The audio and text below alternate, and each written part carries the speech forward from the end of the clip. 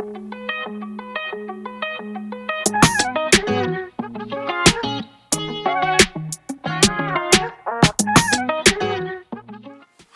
everyone, welcome back to my channel. I hope you guys are doing okay. I hope you've had a good week since we last saw each other. Welcome to this video. In today's video, we are going to be talking about my top tips for progressing in your career as a young woman. It feels a bit awkward to say it because I don't really like talking about myself as a career person, but I started working when I was 16 in customer service, and now I am in a senior role on a graduate scheme that specialises in leadership development. So yeah, I feel like I've learned quite a lot about how to progress your career out of the cohort within my graduate scheme. I'm one of the top performers. So I feel like I know a good amount about how to boost your career, but also more specifically what actions you can do right now to actually begin that process of learning and development that will ensure that actually you're reaching the places that you need to be reaching to progress your career in the way that you want to. These tips aren't specialised to any type of career. They are just basically what I found worked for me and what I think might work for you in helping you kind of grow your career and grow yourself, really, because I genuinely believe that growing you is a core aspect of growing your career. If you're not the best person you can be, you're not going to have the best career you can have.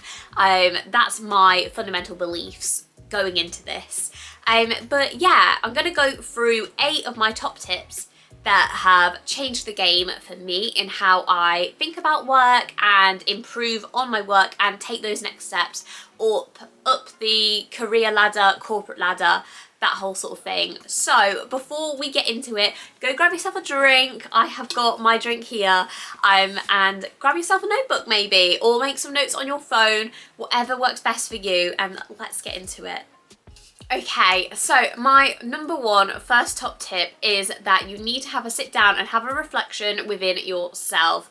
What actually makes you happy from a workplace? What are those core requirements that make you want to go to work and bring your whole self to work? It sounds incredibly cheesy, but it is a game changer. If you are loving going into work and you are bringing that energy in there with you, you're going to be performing at a higher level than most of your colleagues, and you're going to be kind of in that top subsection that is going to get you those promotions and get you that growth that you need and those opportunities that you want. But you can only do that if you're bringing that energy, which means you need to be in the right place with the right atmosphere that works for you. For me, my core things that I look for in a workplace is work that I find interesting. I can get bored really easily with work, so I need to be able to find something that's going to keep me interested, keep me kind of thinking quite hard. I don't like to find my work too easy. I like to kind of have to think quite hard about it. So that's one of the core requirements for me. Another one is actually looking at the types of people in the workplace. For me, having a great team is essential.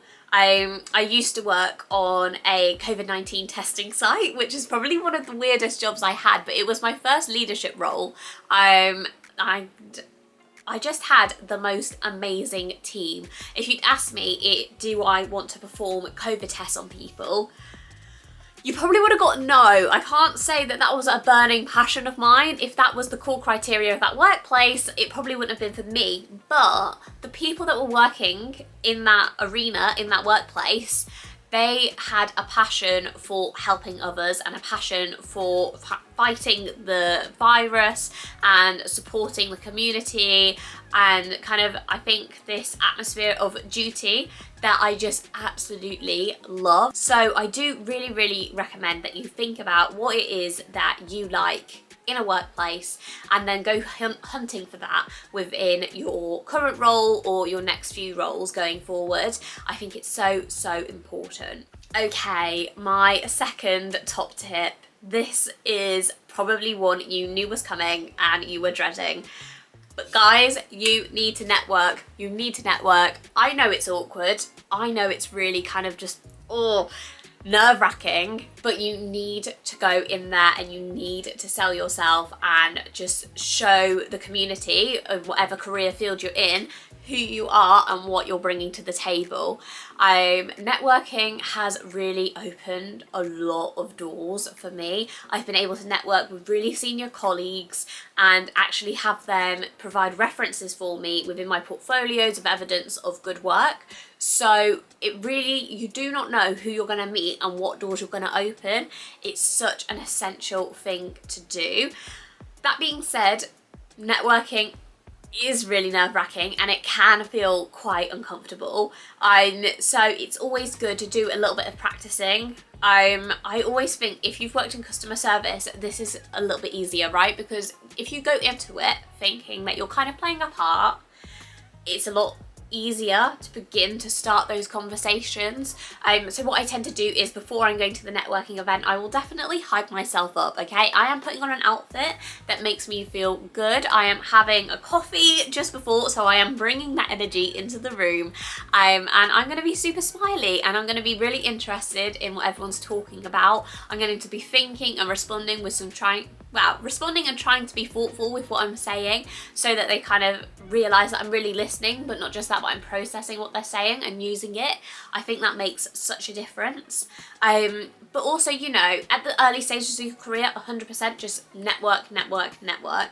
But as you're progressing, start to think about who you want to be networking with and what areas that you want to be exploring. If there's a specific type of skill that you're after or a specific area of your career field that you want to go into, networking is a great way to begin to learn about that. And I'd also say, do not be afraid to just be a little bit awkward about these things. Like, have those awkward conversations that your gut is dreading.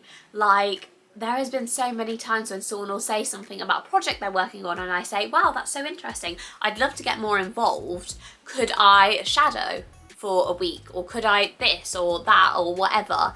And basically just try and find an opportunity within what they're talking about and get yourself in there, because you just do not know, one, what you're going to learn, but two, what doors it could open up for you. It's such a good way to get your name out there, so when you're looking for your next promotion, a lot of people already know who you are and they know what you're good at. It's going to be a massive stepping stone. Okay, number 3, you need to learn about your personality and learn about how you work. This was one that when I started kind of working, I didn't really believe in. But as I've learned more about leadership and I've actually taken a more active role in leading teams, I've just learned how important this actually is. For me, I think I've got a very high energy personality, but I'd also say that sometimes I can look into detail, but often I'm very bigger picture orientated. I like to see the mission and the vision, and I like things to be very fast paced and kind of go, working towards whatever that big mission is. That's great.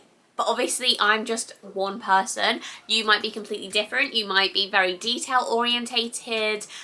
You might like looking at kind of the shorter term in bursts of energy, all those sort of things. It's great to really know that about yourself so that you can find a team where you're really well suited and well placed to be a part of, because again, that makes such a big difference.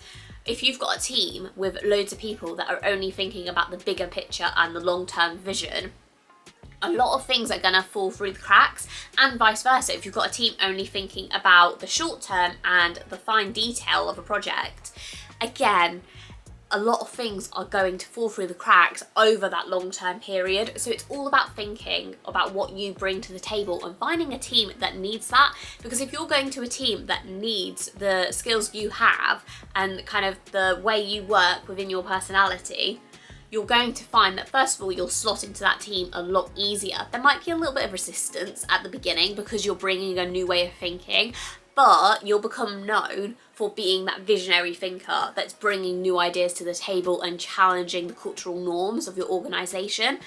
And that is a huge thing to do and a massive sign of leadership. Like, that is a great way to signal to senior leaders, like, I'm something new and I'm bringing new ideas. You need to get to know me, and you need to, you know, be engaged with what I'm engaged in and monitor my progress and invest in me. I think doing all those things is such a great thing to do. At the same time, doing this and learning about your personality, but then also thinking about, hang on a minute, what am I not good at, is also so important. When you're putting together a team, you need to think about what you don't have and bring those people in. I know that I'm not the best at looking at the smaller detail and the fine detail, so when I'm building a team, I know I need someone that is that really detail analytical orientated sort of person, because that's just not who I am. And doing that really helps, again, to just demonstrate your leadership, because when you're putting together a team, you're putting together the highest performing team you can. Makes such a big difference. I think these little things are something that if you build the foundations for now, if you build the foundations for now, you'll really see support your growth within your career. It's such a big difference. Okay, so top tip number 4. You need to get good at taking feedback, and you need to actually action feedback when you get it. Now, I'm not saying that all feedback is useful feedback. That's very rarely the case. I think people that give useful feedback to you put a lot of energy and a lot of effort into that feedback. They really think about you, your personality, the situation at hand, and all those other factors that were impacting you at that point. So it's very rare that people give you incredible feedback, but when you get that feedback, especially if you're getting it quite a few times, you need to be able to take it on board. I think having a growth mindset is absolutely essential if you want to progress in your career. We're not going to be good at everything first time, and as much as that sucks, that's the way the world works. That's the way we are as humans.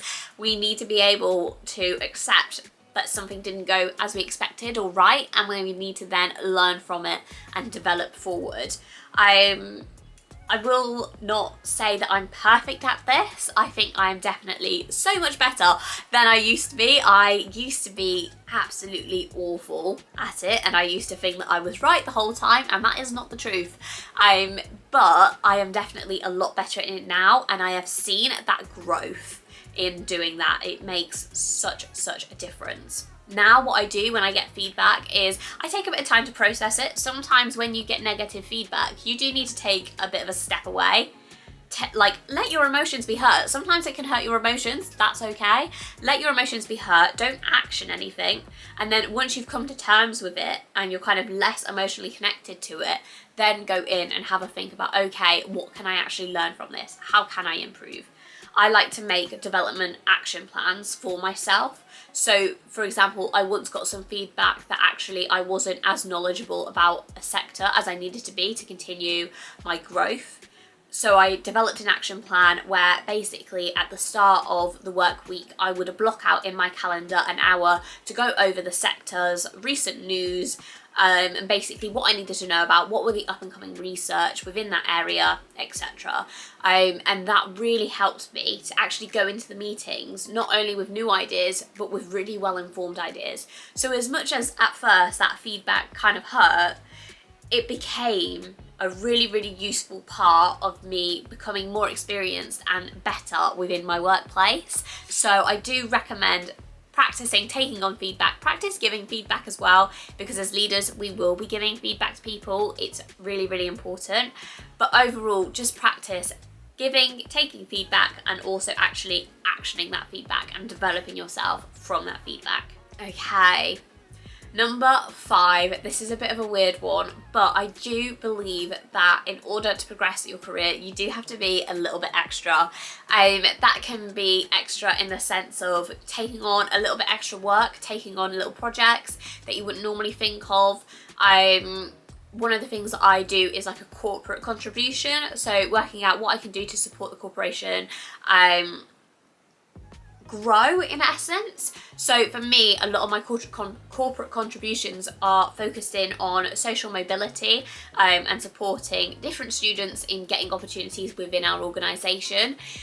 that's something that I'm really, really passionate about, but is something that lets me delve away a little bit from my everyday work. So it lets me develop a lot of new skills, but also kind of do something that's really fulfilling to me and really meaningful, which definitely has a big benefit.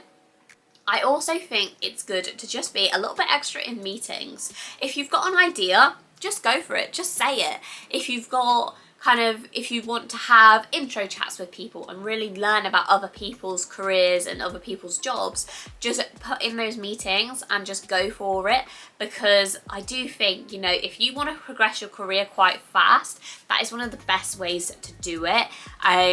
Obviously, at the same time, don't burn yourself out, don't go overboard. But I do think it's a great way to just speed up your career progression a little bit. Okay, number 6. This is probably one of the most important ones that I think I'm going to suggest, and that is to get yourself a really, really good mentor. When you are picking out a mentor, don't just take the first person that you think of. Like, really think deeply about this. Do you want to take on someone as your mentor who is in the same work area as you? Do you want them to be the same gender as you, the same class as you?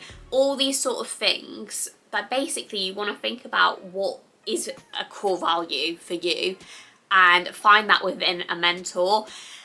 Having a good mentor, or multiple of them, to be honest, I've done that too, it can make such a big difference to your development. I had a mentor who came from a similar class background as me, and having that was a game changer. There were so many things that were little challenges that I didn't even realise were actually kind of based within my class background, and having someone to bounce those ideas off and challenge some of my thoughts and kind of my natural thinking around things was so helpful.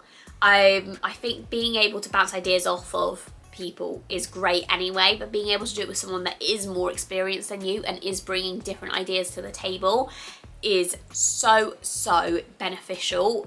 I always think conversations with a mentor leave me thinking about how I could have approached something differently, or really just bringing completely new ideas into my head that I had never even considered. I do genuinely believe you don't know what you don't know, and that's the benefit of having a mentor, is they're going to take you through that and take you through what you don't know yet. But that being said, I do think you genuinely need to find the right mentor for you. So don't be afraid if you go through a few different mentors before you find the right person for you. I think genuinely half of developing that mentor relationship is building a little bit of a friendship and a little bit of trust between each other. For me, I have been a mentor as well as had a mentor, and I absolutely love it. So don't be afraid to ask people to be your mentor, because often people will find it as a little bit of a confidence boost, and for me it's definitely a real pleasure to be able to mentor someone. So I think a lot of people will find it that way. So don't be afraid to go out, ask people to be your mentor. It really is one of the best things that I have done, and it has really helped me to progress in my career, because anything that I don't know, hopefully most of the case, they know as well. And if they don't, they have a bigger network that can support you in that progression. So it's really helpful. Okay, number 7, and this is also a very important one. I feel like I'm saying every single one is important, but they are. Number 7, you need to look after yourself. As much as working can be really fun and really nice, it can also become very draining if you get to the point where a lot of deadlines are racking up and things are maybe amping up a little bit more than you expected. It is so important that you take the time to look after yourself. When I was working on projects that were kind of getting really intense, I really found that looking after myself helped me bring my best self to work in some very tense and stressful situations. One of the ways I'd do that would be going to the gym early in the morning before checking into work.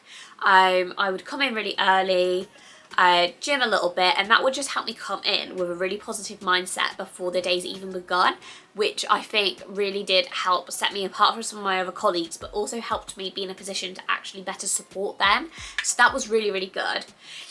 I also think taking breaks when you need them. You know, if you've had a really difficult meeting, taking a break after that and letting yourself kind of recalibrate is so important. So don't downplay the need for breaks. I'm always very reluctant to celebrate people who overwork, because I just don't think it's healthy, and I don't think it's the sort of work styles that I want to perpetuate myself. So for me, I think it's more important that you're producing really high quality work and you're looking after your health at the same time, not necessarily just working. So if you take anything away with you today, it's that self-development and looking after yourself is just as important as any sort of career development, and you can't have one without the other. You need to look after yourself. It's a non-negotiable. The final tip for you all is you need to take your shot. So many people don't apply for the jobs that they want because they don't think they're necessarily qualified enough, they don't think they could do it, they're a bit scared. I mean, the list of reasons is literally endless, but I always say to people when they talk to me about it, that's not for you to decide. You know, you don't really decide, oh, I don't know if I'm qualified enough, I don't know if I'm good enough. That's for the recruiter to decide. If they decide to invite you to interview and they decide after the interview to give you the job, then they think you're good enough. I do think that, especially as women, we can feel really dragged down by this idea of imposter syndrome and just not thinking we're quite as qualified as we are and not putting that energy into things. I think can really drag us down. So I think you need to constantly try and challenge that narrative. I'm going to do a separate video on imposter syndrome really soon, but I just wanted to leave this video saying that, like, you genuinely do miss all the shots you don't take. If you genuinely, I just think you should just always apply for the job if you want it. If you want that job, even if you're scared, just apply. You don't know what's going to happen. If you don't get it, fine. Like, it's not that deep. But if you do, you've opened up another door for yourself, and you owe it to yourself to take that shot and just go for it. You don't know what's going to happen, but I think there's something exciting in that, and I think you just need to lean into and embrace that unknown a little bit and just try and enjoy that. It really will open up a lot of doors. Almost all of my best jobs I've ever had, I applied and I was absolutely terrified, and I was 75% sure I wouldn't even get it anyway, so it doesn't really matter. I'll just apply, but who cares? Like, I didn't even want it, blah. Like, they were the best jobs I ever had. So genuinely, just apply. You never know what's gonna happen. Okay guys, that brings us to the end of this video. I hope you have enjoyed it. I hope you found it useful. Comment down below what your favourite top tip was. Or if you think I've missed something, comment it down below to share it with everyone else that's watching this video. I would love to be able to kind of add a lot more top tips together. And yeah, let me know what you thought. If you enjoyed this video, don't forget to give it a thumbs up. It does mean the absolute world. And don't forget to subscribe. I'm going to do a few more kind of like self-development chats, which I'll add all into one playlist for you all as well. So if you don't want to miss any of those, do not forget to subscribe, and I will see you all next week. Bye guys.